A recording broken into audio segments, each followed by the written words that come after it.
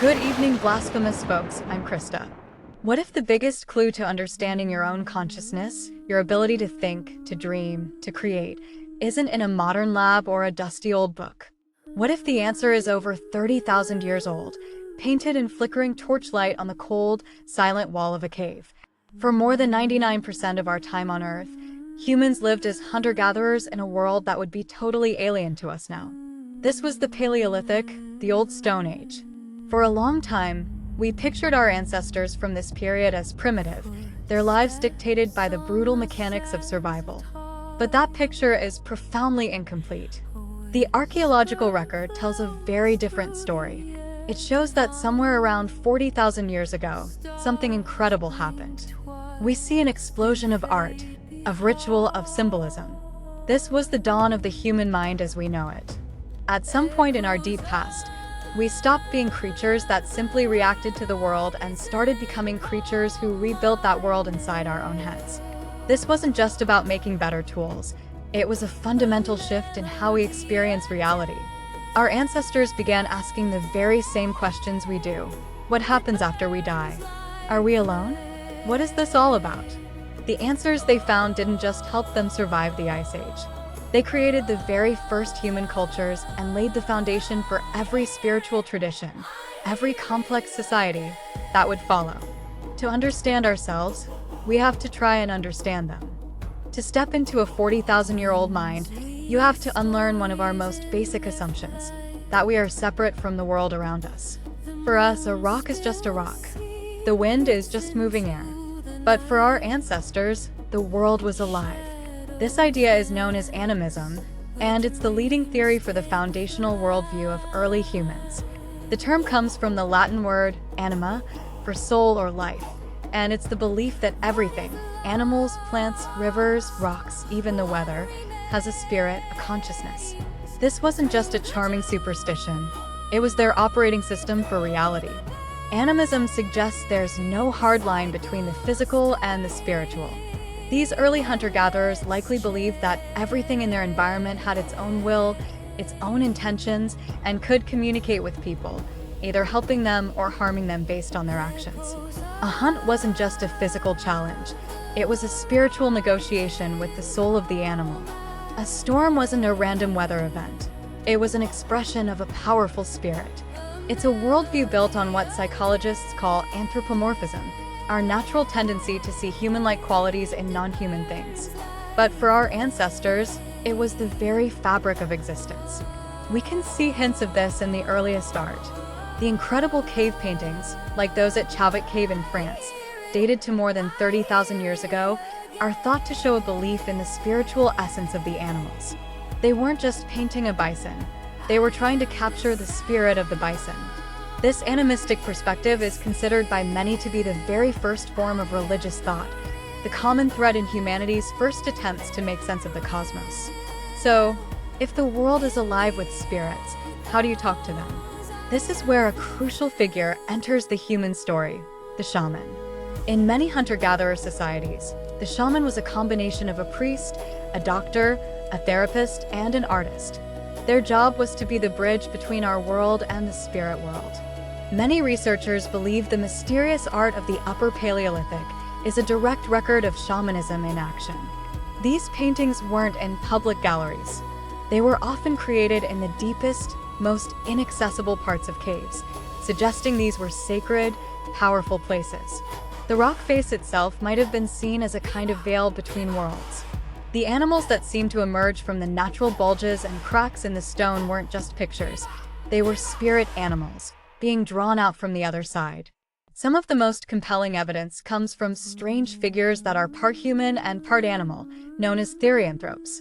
One famous example from the Lascaux cave in France, painted around 17,000 years ago, depicts a man with a bird's head next to a wounded bison. This probably isn't a simple hunting scene. It's widely interpreted as a shaman in a trance, showing his spiritual transformation as he navigates an altered state of consciousness. It's thought that shamans entered these trances to speak with spirits, see the future, or gain power from spirit animals. This interpretation is supported by modern collaborations with indigenous peoples whose ancestors created similar art, They explain that to understand the art, you have to see it from a shamanic point of view. It's a ritual, a piece of a much larger spiritual puzzle. The spiritual world of our ancestors wasn't just filled with nature spirits. It was also populated by the spirits of the dead. Some of the most powerful evidence for early human belief comes from how they treated their deceased. The deliberate burial of the dead is one of our earliest and most significant cultural milestones, with early evidence stretching back at least 100,000 years. But by about 34,000 years ago, these practices had become widespread and, in some cases, breathtakingly elaborate. These weren't simple disposals.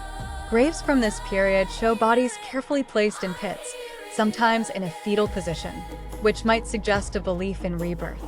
The dead were often buried with grave goods, tools, jewelry, and pigments like red ochre, which might have been used to give the body a lifelike color. These items strongly suggest a belief in an afterlife, a place where the departed would need these things. At the site of Sunghir in Russia, archaeologists found one of the most astonishing burials ever discovered, dating back around 34,000 years.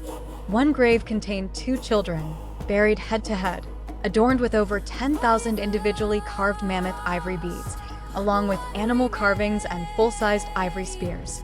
Think about that. Creating these items would have required thousands of hours of skilled labor. The fact that children, who hadn't lived long enough to earn such status, were given such an incredible send-off suggests their importance came from something else, perhaps their family line or a special spiritual role. This kind of reverence for the dead points to an early form of ancestor worship and a deep desire to stay connected to those who had passed into the spirit world.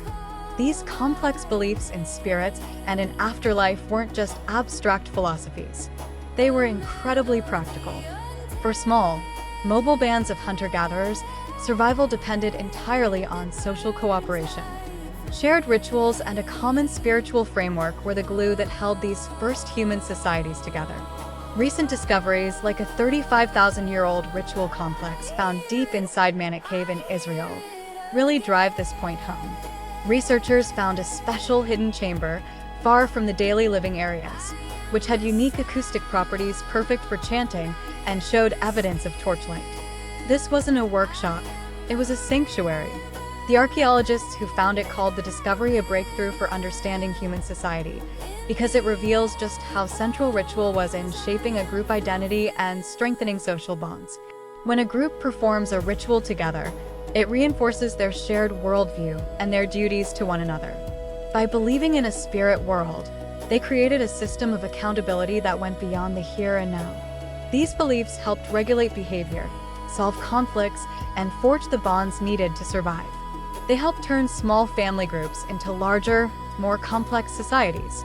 This is the birth of culture as we know it, a shared set of beliefs and values that unites a people. The ability to think symbolically wasn't a luxury. It was a powerful evolutionary tool. The minds of our Ice Age ancestors were anything but simple. They were complex, dynamic, and grappling with the biggest questions of existence. And in doing so, they laid the groundwork for everything that came after. From the living landscapes of animism to the spiritual journeys of the shaman and the deep reverence they showed their dead, the world of our Ice Age ancestors was rich with meaning and purpose. It shows us that the cognitive abilities that define us, symbolic thought, abstract reasoning, and complex communication, didn't evolve in a vacuum. They are tied directly to the emergence of these first spiritual behaviors. The ability to create a shared, imagined reality was perhaps the single most important adaptation in our species' history. The road from these early beliefs to the organized religions and great philosophies of the ancient world was a long one. But the roots of it all are right here, in the flickering firelight of a Paleolithic camp. These people were biologically and cognitively just like us. They were our direct ancestors, the pioneers of the human mind. And they remind us that the need to believe, to connect with something larger than ourselves, and to build communities around shared stories is one of the oldest and most fundamental parts of being human. If you're fascinated by the deep history of human consciousness, make sure you subscribe and hit that notification bell, because we are just scratching the surface of the ancient world.